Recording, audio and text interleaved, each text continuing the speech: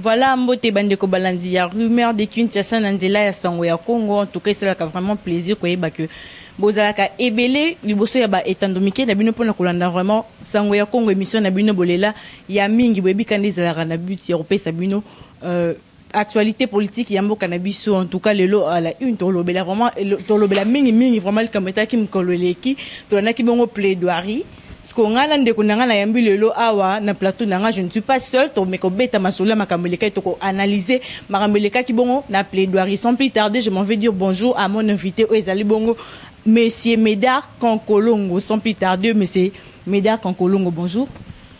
Bonjour madame, bonjour Nabatunyo Sobakolanda biso à travers caméra nayo. La fois passée batumingi ba mitunaki. Et je suis le président et parti Congo en avant. Donc, pour Mingi Bakolanda Bisso, peut-être merci surtout pour l'invitation. Bonne santé. Non, ça va, Dieu nous garde. Tu vivre dans le Congo. Bisso Tolala Kanaba Bikok na Bisso ba chambre salon. Ba Bisso bazana ba immeuble na Bango na ba Paris. Ça va, mais on tient le coup. Dieu nous garde. Vraiment, tout côté na maman Elikambu, tout le monde qui bon plaidoirie, c'est qui me collègue jeudi 11, et les cas qui, comme on a kaka plaidoirie wana, au cours de la lecture, nous y a ça qui par rapport à surtout banda procès, banda tinto comme le niveau ya plaidoirie. Bon, c'est que comme je l'avais dit, il faut d'abord qu'au CPLA, au moins pour la première fois dans Mboka Nabiso, la justice ezalaki pour naba petit peuple, Kuluna Yibi. Mais au moins nous avons vu pour la première fois dans Mboka Nabiso lelo tomonike bao babenga kabakonzi bakokipe ko répondre à la barre. Donc le plus important est ce qui est ce qu'on appelle devoir de redevabilité. Motonyon so ozala nani il faut yebake à un certain niveau au koki ko rendre compte pour la gestion nayo. Ah bon? Ce que tout le monde qui bon moi partie civile vraiment ils qui n'a pas preuve palpable était. Moi Namboka Veka lobby qui vraiment il s'attendait vraiment que bala qui ça y est preuve palpable baloba que non moi 57 millions ah vraiment moi Namboka Veka oyibi mais preuve wana partie civile vraiment il a qui ça qui ont été ma continuer les années place. Kolanda na yo papa kamere soye biete en tout cas yo zo monate basala ki lo sambo na mama na tongo ndenge alobaki tangu basalaki mes na mama apo basilisi ayebisi mama oba ko iselanga ba 20 ans ba 30 ans il a pris d'abord pour se victimiser. Alors on ne dit pas ici que il faut bakanga ya zu bongote et puis alobaki mokolo wana pièce contre pièce, mais ce qui otali na analyse na ye ba yebisi na avocat na bisuko ko par exemple quand il dit ye moko atindi comptable à présidence, accueilli na banque, a eu 1 700 000 pièces c'est par téléphone. Tango comptable a zobengaye, a yebisie ke na zui mbongo, na kopesa John Ntumba, aye a zui, il n'y avait pas de pièces. Kozwa mbongo, elingi kolobate ke bakango zuno, ngai na koko mbongo, na zui mbongo me na bimisi Rachel ozui. Après on a récupéré na maboko na yo mais ce qui balandi fil bakokuta ke yo muntu ozui na peso exemple moko simple pièce contre pièce nda lokaki mokolo wana naza awa na mikanda mibale bato bakotala po azui musolo kolanda ni yete donc confirmer azui ni musolo landa ngai kolanda yete veka balanda ga yete na kwebisa yo ozo mwana awa na mikanda mibale mikanda oyo yali contrat ya Bitakwira na contrat ye moko ye ko salisa so bato batali tokotangeza na lopoto demande d'autorisation spéciale ya ye awa ezalia le 9 mars 2018 oya Bitakwira tango kamera ye okomona demande d'autorisation demande de non objection eza le 10 juin 2019. Totanga d'abord nous y habite Bitakwira. Demande d'autorisation spéciale à son excellence monsieur le ministre du développement rural. Ezali direction ya passation ya marché de GSMP.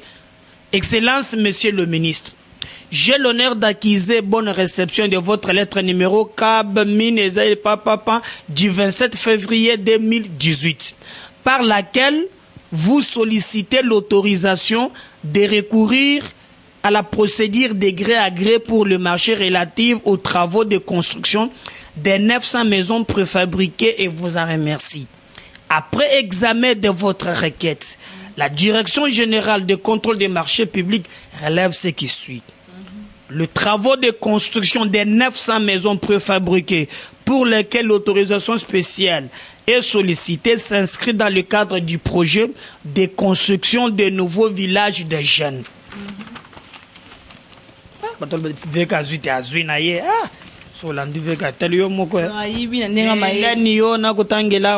La saisine de la DGSMP par les services fait suite à l'instruction de son Excellence Monsieur le Premier ministre, contenue dans sa lettre numéro CAB Pampan 2018-3303 du 12 janvier 2018. La société Semibo Congo, dont l'offre a été retenue par le service pour la construction des dites maisons, agira en groupement avec la société Carmode, qui dispose d'une technique propre à la matière, laquelle technique a déjà fait ses preuves ailleurs. La requête du service auprès de DGCP porte sur la construction de 900 maisons préfabriquées au coût total de 26 750 000 $.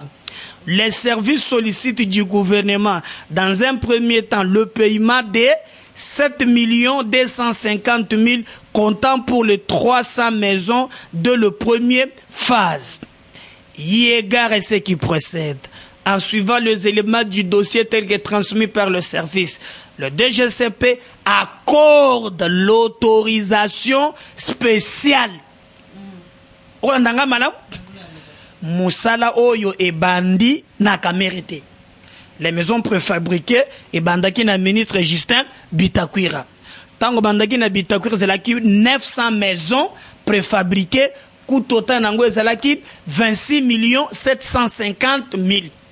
Il fallait battre décaisser la première phase 7 500 pour na basala d'abord 300 maisons. A Otozana 2018. Tango kamera miyeli a coûté projet na mesa. Et comme Kamere savait que accord ya Nairobi ezalaki que ce que Félix Aza président à Kozala premier ministre. Et maintenant il a compris que pour nous en premier ministre, il faut avoir la majorité parlementaire. Alors qu'est-ce qu'il lui dit? Qu'est-ce que j'ai fait? Baye ko beta bord oyo ya 100 jours et il écrit à lobby mbongo ekoki kobima te soki eleki na maboko na yete na présidence te. Et pour l'andré ba ministre abolobi que il avait paralysé le gouvernement. Ye muntu komi koloba ke non mikanda nyonso soki za makambo ya misolo il faut eleke pa na ye. Elengi koloba ke même ministre nyonso ya gouvernement a commis kosa la formalité. C'est lui qui a engagé le dépense. Yango yoka kike même na banque centrale. Ministre des Finances a expliqué à l'OMI, non, il faut décaisser. J'ai décaissé, j'ai expliqué au directeur des cabinets. Et puis, on attend le Mukanda ya Bitakwira. Lui maintenant arrive. Pourquoi ça va tout? Demande, voilà, demande d'avis de non-objection. Excellence, Monsieur le ministre, j'ai l'honneur d'acquiser bonne réception de votre lettre Papa du 18 mai 2019, par laquelle vous me faites parvenir pour avis de non-objection le projet d'avenant au contrat relatif. Donc, le projet d'avenant au contrat, donc au contrat Oya Bitakwir. C'est-à-dire quoi, tant qu'on a hier, Alingia modifié Oya Kotaki. Comme il y avait un contrat, il fallait recevoir un avenant. Très bien. Pour la construction de 900 maisons préfabriquées dans 9 provinces. Batangiawa, Kasai, Congo central, Kasai central, Nord Kivu, Tanganyika, Lomami et la Loaba, et vous remercie. Après examen de votre requête, La direction générale du contrôle des marchés publics constate ce qui suit. Les contrats approuvés par la direction générale du contrôle des marchés publics à travers sa lettre numéro 0176-DGSMP-DG- 2018 du 9 mai 2018 concernant la construction de 900 maisons préfabriquées dans 9 provinces pour le groupement avec le groupement Camod pour un coût total de 26 750 000. Là, on est sur place, Makambuya Kamere Koteli. L'avenant à ces contrats dont la direction générale du contrôle des marchés publics vient d'être saisie à ce jour modifie à la fois le nombre de provinces qui est réduit de 9 à 5, le nombre de maisons construites qui passe de 900 à 1500 ainsi que le coût du marché de 26 700 à 57 600. Maintenant, il y a que passer ça. La dite avenant modifie sensiblement les contrats de base jusqu'à bouleverser l'économie du marché dans la mesure où les coûts dépassent excessivement les 15% des valeurs du marché de base en violation de l'article 58 de la loi numéro 10-10 du 27 avril relative au marché public. Au coût total, l'avenant tel que repris dans votre prédité. Maintenant, je vais aller vite. Y égard et ce qui précède, en application des articles 194, 195, 197 du marché de procédure, la loi relative au marché public, la direction générale du contrôle marché. La direction générale du contrôle du marché public n'accorde pas l'autorisation spéciale sollicitée. Omiyoki, koto ya bitakwira ba accordé, mais pas naye ba accordé. Mais ce qui va accorder, Oyoki Balobi déjà qu'au mois de mars, il avait déjà décaissé 57 millions. Ce qu'on tourne mouton, ce que nous avons makal. Comment va accorder na marché public et lui est allé vite. Oyoka qui est mbongo bimaki na mois de mars, ce qui est aussi mbongo. On se procède pour le la baboy, to landa procédure, to sala yango. Oh, Azui Misolo Koleka Yako Sakanate. Donc, ce que nous demandons, Azui te nandenga mais a saliba mafia et belle na katia. Aibe on nandenga maele. Mais na kote se mikandao. Ici, Balobi, on accorde, Yabitaku n'a pas accordé. Et il a commencé à utiliser Balié Naye pour être à salle. Même quand il fait un deuxième contrat, là, il le fait avec Ousmane. Ousmane. Ah, bon, donc ça, on a une émission moussous. Au comment est-ce qu'il Ousmane, non seulement, or les 57 millions, ce n'est pas 57 millions, c'est 667 millions 700, 9 millions, bakaboli bango na bango. Alors, dans les 57 millions, et tikalaki, bah, pesi samibo na mois de mars, il fallait samibo dans ce contrat, aya na point 6, ye moko afuta transport asala makambo nyonso, mais vous allez constater que aye kobimisa 1 200 000 en main propre au John Ntumba memela ki muima. Mais il y a le but dossier est politisé pour chef d'État qui est au courant. Moi, tout le ça peut une raison à moi n'amboka au principe il fallait qu'un président de la République a comparaître comme témoin pour batangi ming na moi n'amboka vital caméra qui au courant dans dossier surtout. Na koto na moi mutuna moko simple. Ezaneti nazana ngamo voter na biso Rachel azwa voiture oyo comme na na rond-point Victoire Sombelanga eloko. Na pesi ordre non? Aucun de Victoire. Yo juste ko voiture pas au baluki au Kingasani. Allô waza wapi voiture na yo tutu muto na nzela ya Kingasani. Rolonga ngana tindio na peso itinéraire. Soki yo devient itinéraire OK ko tutu muto na Kingasani. Ukomele Kingasani ndenge nini? Oh non pour il fallait na bête nzela Kingasani. C'est ça la question que je veux me dire. Soki ba pesier d'abord batuna ki mutuna balobaki est-ce que chef de l'État, quand il dit sous l'impulsion, chef de l'État, il a traité un programme d'urgence, a payé accord comme administratif, mais il ne lui a pas dit que non, abenga comptable, contact le azo 1 250 000, babenga John Ntumba en face il y a hôtel de belle vie, na villa moko wana baka matambongo tantôt biloko za exonéré tantôt ekofuta badouane pour na ba maison préfabriquée tantôt ekoza pour na mituka présidence et ça passe mais ti azotanga comme chef d'état c'est kayebi likam omona te na lobby boye chef de l'état d'ailleurs fallait qu'à comparaître. Je ne sais pas, mais il fallait bazusi babengaye. Ngaï n'a na logique na ngaï. Même ceux qui chef de l'État ont impliqué, la constitution prévoit qu'il faut à samba. Mais na makambo toza lelo caméra le bagay. Oh non non non non, l'État j'ai des annotations. La kisa yango. Pourquoi zo bomba yango?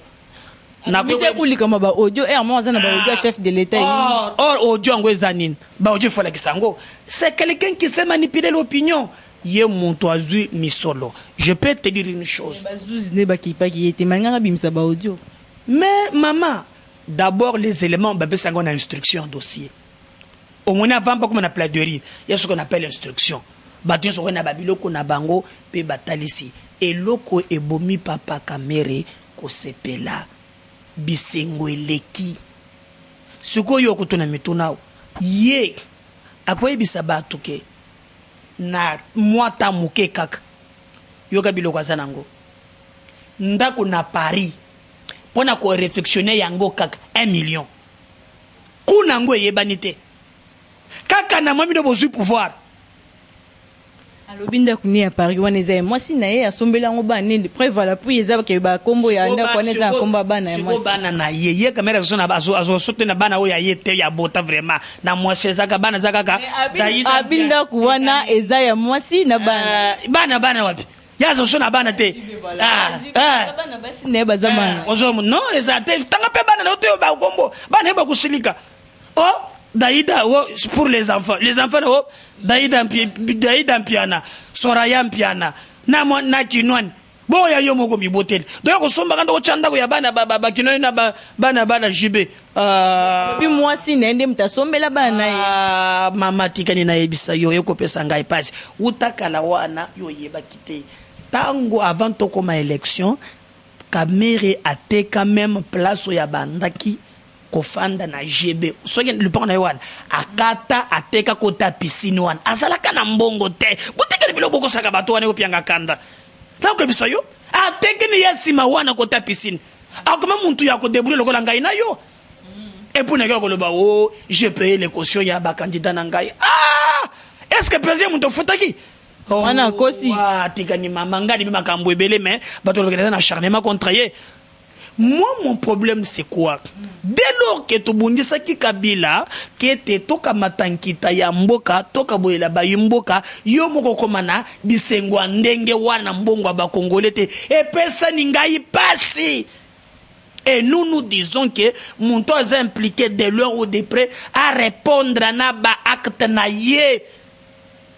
Donc, ngana ko par exemple moko ndako moko eza wana na bon marchao na police scientifique pour babuga mapango eza ebele ndeba somba kango ba koma boyena ngolo pango ba abandi ko teka ngo ndambo azoka bola pour acheter la zone mona nate ateka ba 400,000 300,000 ba ko meka ka boy mama muntu akendaki alors sikoyo azotuna combien ba lebi 1,200,000 lebi donnez-lui nangolo pango azon du matin abandi to blague ko ba fongoli cha taka 1,200,000 ba commissionnaire bazalaki ba fanda ki wana commissionnaire muto bengi ngaye sogoyo ba lobi ko ne be le secret combien 15,000 $.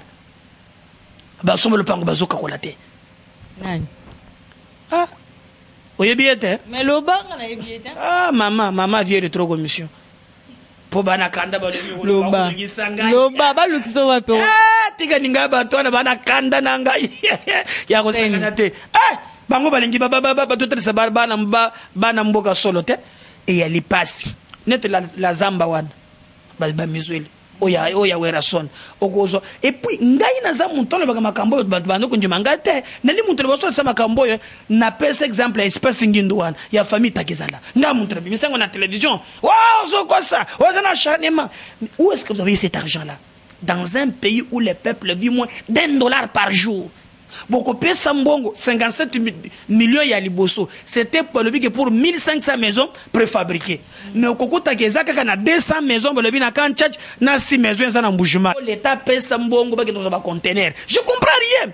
Parce que le 57 millions est ça pour remettre la maison avec la clé. Et ça, na bande comme ça, bazalaka, y a pas d'autre on gagne mikolo. N'attendez que mon ton sol bien bakopé c'est kaka clé pouvoir peser bien nani comment il s'appelle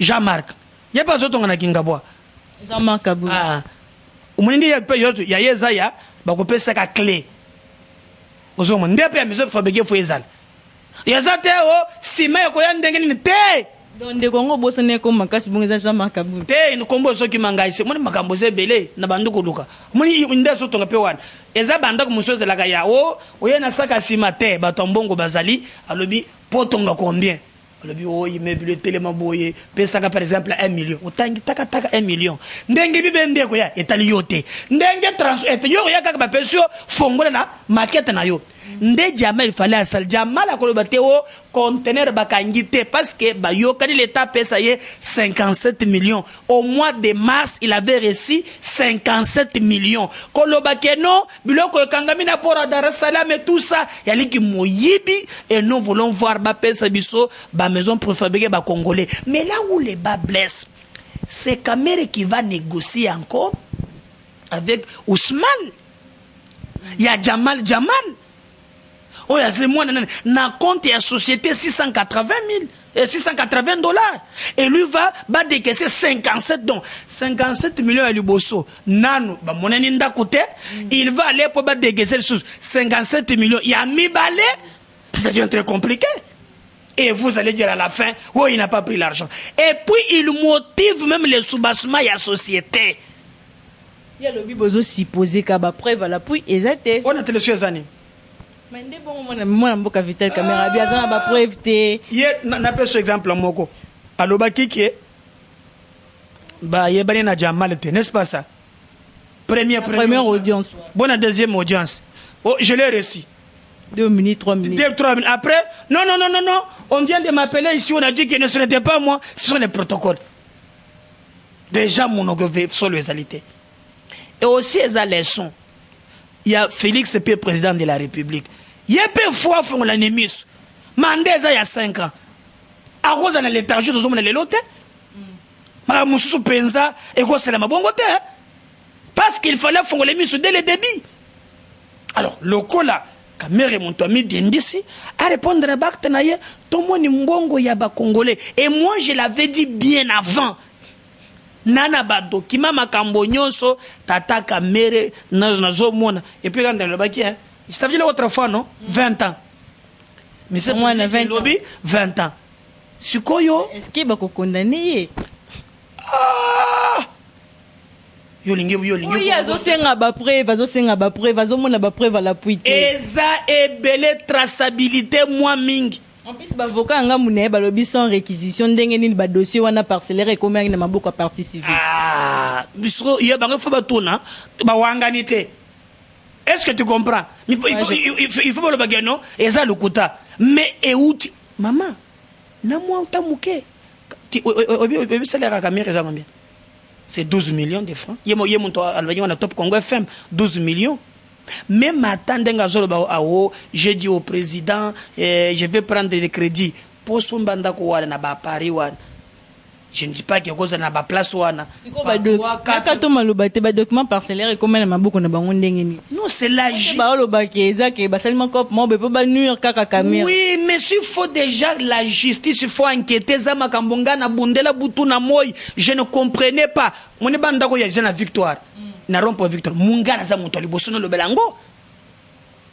Il faut le battre que alo bakeza azu ya ngonde ngenini. Omuna bamboka mususu. Soza dirigeant vie privée za la kate. Bakolande la salaire na yo. Batali train de vie na yo ba comparer yango.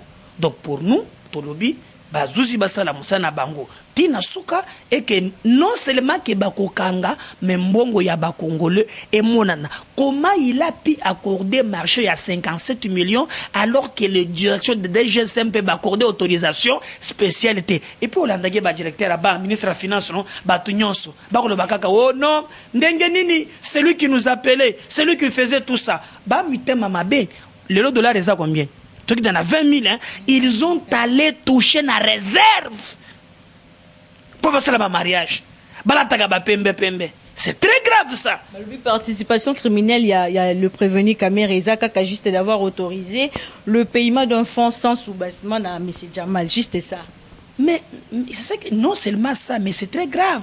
Mais quand on dit les fonds, il y a 1000 francs, 2000 francs. Ou bien à $100, ce sont des fonds, il y a des millions. Dans un pays où Batubazo Zangelo ko ya koli ata ya muke. Bino botonda kanango. Il y a des passi.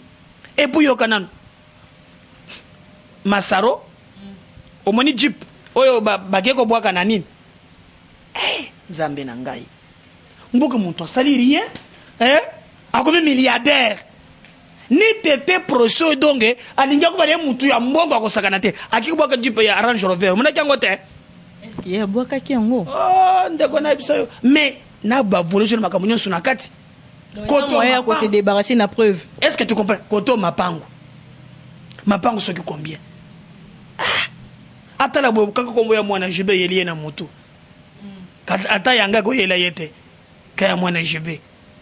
Donc, bazana ba chance moko, je ne sais pas comment. Mais, depuis pouvoir te côté, bientôt, tout ça na passi, tout ça na moulili, tout ça na konyokoma, la situation ne fait que s'empirer.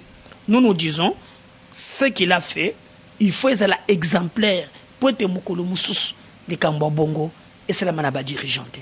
Ah, bon, ce que M. Diamant le but vraiment que la plaidoirie de la partie civile est comparable à prédication ou sans référence, puisque jamais au commun a détourné ses propres biens à la rater. D'abord, il ne comprend rien.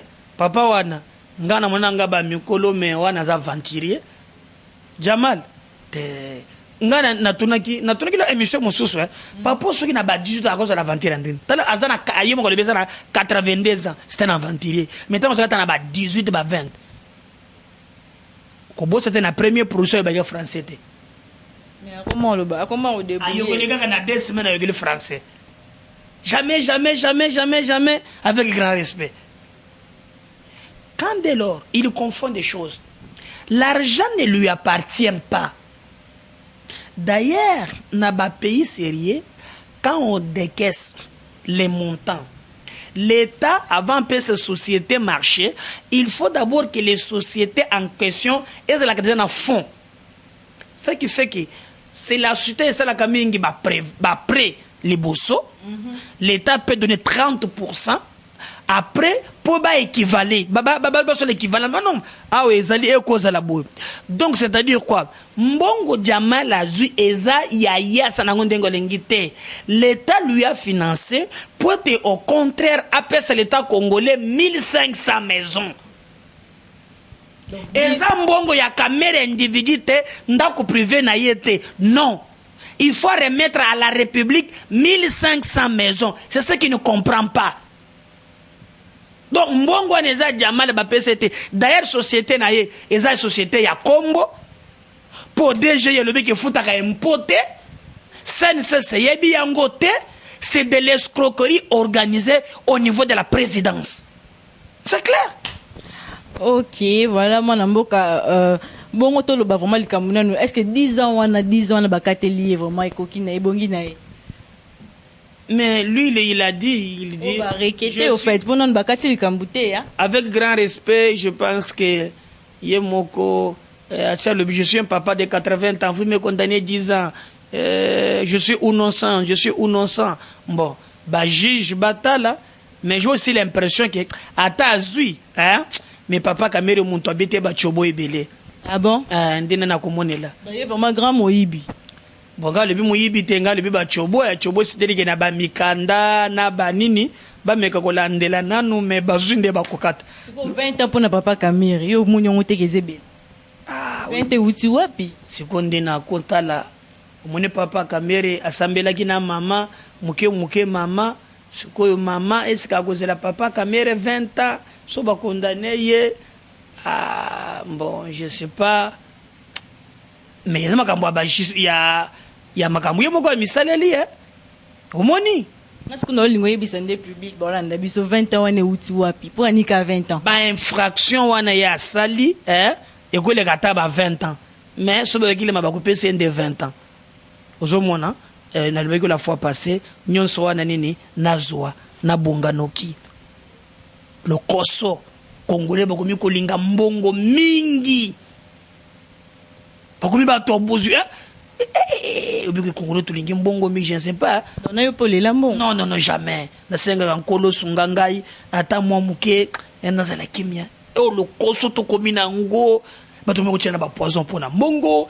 bato mi moyibi mpona mbongo bato surtout na bino bamama koyebisa ni bapapa bino bamosusu bango oyo biso bamama ozomoni fo nazala donc mwana mboka Vital Kamerhe soki ayiba eza mpona mwasi na ye bia soki adetourne eza mpona mwasi na ye eske ngai natangi moto te olobi bon point nalobi bamama nde kolakisaka mama chenete kosalaka mabala nyonso elimalamu te sokomi dirigeant tala pasi ya peuple akosenga nini peuple azoluka nini et un dirigeant s'oublie oni biso bakristo tozwaka modele ya krista comme leader ye alaka nzambe atonda na bonzambe te me amibosana amisakrifia mpo na biso tobika leader dirigeant azalaka bongo omibosani leader alingi azala liboso tala makambo Kamere asali akozwa masaro bakoti na kano rapide bakokimisa kano makasi akosala misapi boye victoire olongi banani Congo eza na pasi olongi nini vous voyez donc moi je pense que ceux qui viennent terre moko asalaka nga pasi mpo natalaka mama nalobi penza mama akozala papa 20 ans papa palingi mama nazotala kaka mama nazotala mama bana te papa alingi nde mama mingi moni mama yaka chaque tongo basalaka messe na prison alobaki mokolo wana ti sikoyo kozela 20 ans kolo moto ayebi mais en tout cas eza leson mpo na biso lobi toyebaka na biloko ya leta. Voilà, moi, Namboka Média, Konkolongo, ce que ça peut non, moi, un mot, na, l'Ikamotali, vraiment, nomination, y'a ba mandataire, tout le monde, ba kombo, belé, zongi, pesi, ba tout, kanda, na bandaku, ba kombo, y'a ba papa, na biso, mende, papa, na makila, et pesi, kanda, na yo, moninde, ni makantinue, zande, ni place, wana. Félix Abeti, singali, baku, mutema, pasi. Donc, là, ça m'a dit, bala, fait ce cash, ngana, yébite. Mende, par exemple, mende, ana problème ya jama azui jama ya batu na lusambo ana nazungisa te. Ah bon? Oui, jama bagrezer yazalaka ministre batu akabila balinga mbongo nzambe na ngai yazalaka ministre vina ye mobimba bagrezer baza ba villageois bazui libanga na bango ya jama azui jama ekumba policier bakita basala boy bakoma jama ebongoni libanga yo koma ministre yo koma bajana bakubika pete ye wana bazongisi ni José Makila omonaki ozana ni wana te o vie libumu lingi koma tina makolo sisa bijumbo ngaza oza vida wana te na ba blague so to solution sisa bijumbo komona eko zonga sus na place azongi azalaka ministre azalaka na TP azalaka ministre ya transport azalaka gouverneur tango azalaka gouverneur nga na kenda azalaka gouverneur na kenda na Gemena soki otali mboka na ye pasi na pasi zéro eloko te mais ye on sko zongisi et puis na comprendre Félix te so yini bokotanaka na ba yebutuni langana no mituna comment ye akokende ko confirmer muntu na RVA Abdallah wan mbongo ya gopa se mona nakate. Et lui Félix avait déjà même initié une commission d'enquête bakande ko landela misolo aya confirmer le sous les balles a fait c'est cash limbisa ningai au moins que moi président honoraire Kabila zali yeka mtazana pouvoir to chacha makambu ya libala na bango ngai na sina tali eza bosoto yoko bo makambo ka pamba Félix ako comprendre teke ba ko memena libulu etali ni ye oyebi ba congolais ba bengana shadari pona nini po ba mona kike akokate mendenga akokende Kabila ba ko nana Kabila etali ye moko soka fongole misute ngai nani kamba ko lobate ngana créer parti na nga Congo anava nako bunde tumba bato président boni nako bunde tumba na ngai le reste etali makambo na bango 2023 za musikete peuple et puis nous avons 65 entreprises publiques pourquoi toujours que des ans on met d'abord que 5 donc Kabila telo zo contrôler ba mandataire mususu ya comment nangote oh Félix fongola mus bako tu fie moko mona kate ngana sa changer discours na ba so bongote etali moko. D'accord, ce qu'on peut savoir sur opinion non na likambo etali vraiment bras de fer et outé koleka entre ministre et intérieur bon on a gouverneur na biso ya mboka premier citoyen ya mboka Gentini Ngobila makanisi nous anini na zaki na raison na zaki na tort te omoni Ngobila penza po kankonde kake ana yeka kala Ngobila muto ko sanctionner Ngobila penza en tout cas et il faut bien beaucoup communiquer bien tous on a des problèmes na zando ton a problème ya Hassan oya signé contrat na bakimbembe na bakimbuta tonga ba magasin tout ça wana konteza contrat ya mabe soki balingi babuka je suis d'accord babuka ba magasin wa ça c'est de un mais problème ya mi balengo bila ebisaka binote ezali problème ya ba vendeur tozan na moment ya Covid-19 ba économie nyonso ya monde entier eza par terre. Notre pays 80% nango ya économie ezalaka à l'informel lingi kolobanini batu ba se débrouiller kana bango moko l'état pesa ka batu misala te marché wana place balengi bakanga ezwaka pas moins de 30 000 personnes et quand vous fermez yango na mbala moko batu ba fande na banda ko pendant 3 mois qu'est-ce que vous connaissez la pona batu wana et le comme côté et puis yo Ngobila zoloba ndenge toka kangaki yango pour na Covid-19 nde to profiter est-ce que il dit bien to profiter donc ce n'était pas planifié un dirigeant ne profite pas un dirigeant planifie dans un programme gouvernement provincial surtout que na moi tel na kokangazando société telle muntu a gagné marché kuna yango ekozala boy dire ya misale c'est comme ça que ça se fait. Comment est-ce que ce lingala wana katela kibongo papa na biso Gilbert Kankonde wana lingite mambo ya zando wana sala mukileza lingala mako dini moto agende ko sala mboka na ye na yumbi kota uta ngana comprendre pourquoi bomisa bato na yumbi mais autre fallait qu'une interview moi le bina yumbi ku bat balela keti lelo asa mambadien yo interview yo muntu landaka ngonga bato ebele babenga kangai ye muntu akosala yumbi na ye aweza Kinshasa et puis de Gilbert Kankonde, ce n'est pas lui qui a pris la décision. La décision, c'est ministre et la justice, parce que Ngobila voulait aller en rébellion contre les décisions de la justice. Donc nous pensons à notre niveau que non. Et puis, à Batoubaoué, 3 5 personnes, il faut responsabiliser l'établi. Et moi, je pense que vice-premier ministre Azamo Konzinaye, à quoi côté les mélayetés, c'est très grave. Nous pensons qu'il est grand temps à sanctionner et faute de l'Assemblée provinciale. Godem Poyazawapi. On a en action. C'est très grave ce que Ngobila fait dans la Kinshasa. Et nous allons nous battre jusqu'au bout. Et le Koana et Kolekate. Modernisation, je suis d'accord pour la modernisation, mais comment les méthodes et les moyens faut la définir à Tegababa parce que Bazan et Loko, mon côté.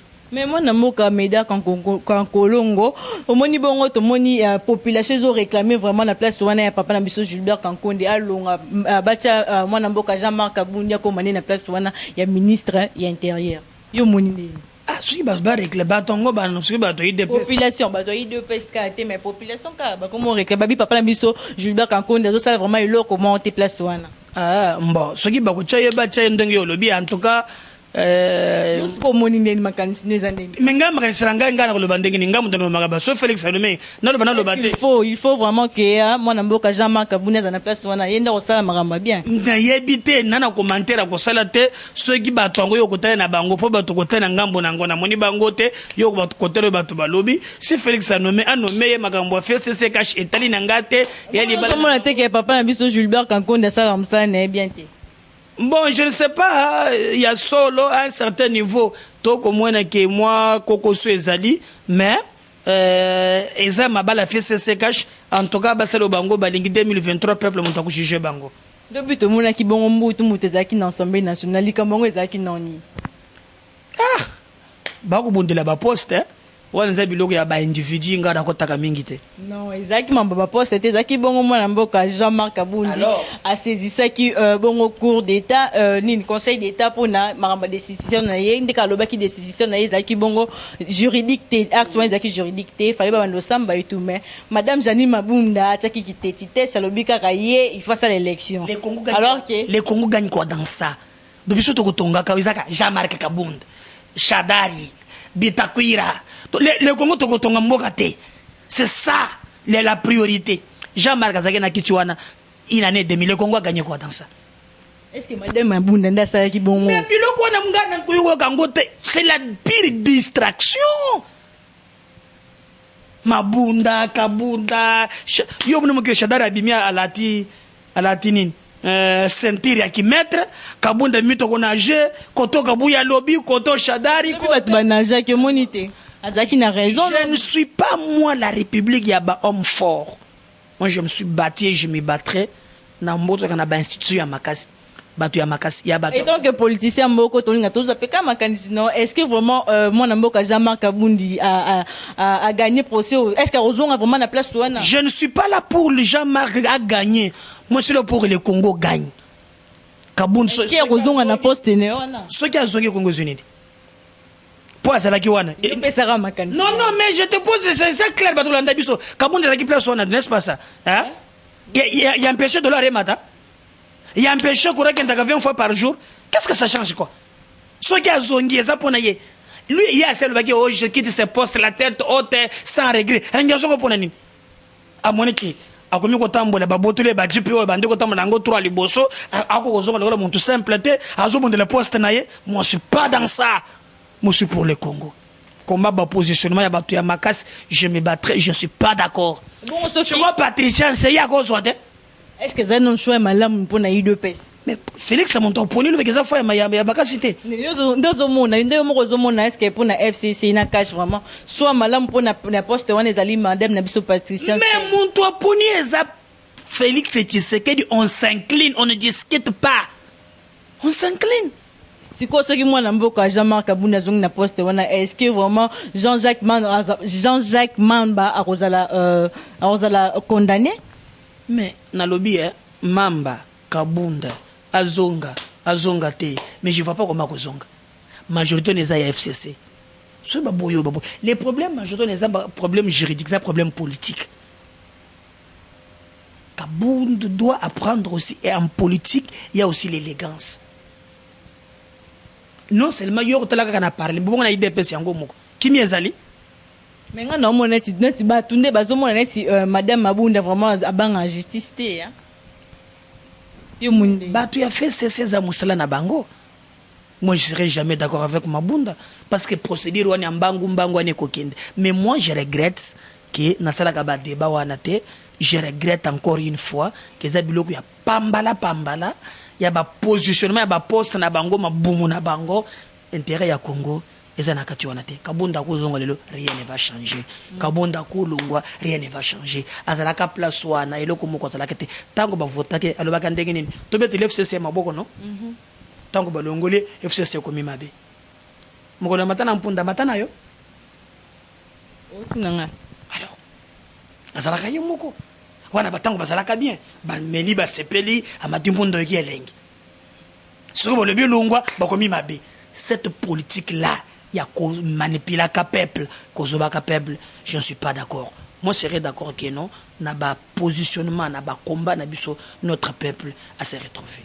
Voilà, moi namboka Médard Kankolongo, wana vraiment to comme vraiment na souka émission na biso, ce que groupe ça mot de la fin par rapport non il y a procès 100 jours pour tous la bon jour il y a connaissance ils la bon le 20 juin prochain au kaka au ce groupe ça mot de la fin par rapport il y a baboni na biso bazolanda quoi. Et puis par rapport à l'actualité pe yamboka quoi assurer ba on ni bazela nini. Ce que moi je peux leur dire bande konanga to longo na ba fanatisme na ba bêtises inutiles. Il est grand temps de la mboka woyo nzamba pesa biso tonda nkita. Congo là ba positionnement na biso personnel total à Congo. Au-delà ya ba divergence na biso mais toyeba que Dieu nous a donné ce grand pays qui est le Congo. Au cause de la muntu ya ngambu to ya ngambo mais retenez que ce qui nous unit est plus fort que ce qui nous divise. Voilà, c'est déjà la fin de cette très belle émission Zaki Bongo Mwanamboka Médard Kankolongo Zaki na plateau na ngam kwalelo. En tout cas, merci pour la disponibilité bozana pour na kolanda biso na nzela ya sango ya Congo. En tout cas, ba remarque, ba commentaire et ça langa plaisir pour améliorer prochainement. Merci Jonathan Zaki na ma caméra et puis merci Nabino surtout de partout. Tokutani Bongo prochainement. Eshima, votre magazine qui bat au rythme de l'actualité. Retrouvez la nouvelle édition. Exclusivité. Gouverneur Jacques Kiaboula s'érige en barrière contre le Covid-19 dans le Haut-Katanga. Sensibilisation des terrains sur le respect des gestes barrières et prise en charge des malades. Retour sur les péripéties du confinement strict réussi de Lubumbashi et Kasumbalesa. Jacques Kiaboula Katwe, les défis de la réussite. Wandani, l'homme et ses œuvres. Reconstruction et décollage économique. Sécurité, mobilisation de recettes. Eshima Magazine revient sur les succès notables du chef de l'exécutif du Haut-Katanga. Découverte, Moussa Mondo, valeur sûre de la politique congolaise. Focus, Néné Ilunga, en première ligne pour la défense des droits des travailleurs pendant les confinements. Dossier Eshima, les épidémies les plus dévastatrices de l'histoire. Nation, pêche et élevage. Jonathan Bialosuka, sortir la RDC de la sous-alimentation. Économie, impact du Covid-19 sur l'économie congolaise. Afrique, que restait-il de la France-Afrique? Retrouvez l'intégralité du magazine Eshima dans les kiosques. Eshima Magazine, un nouveau standard d'information.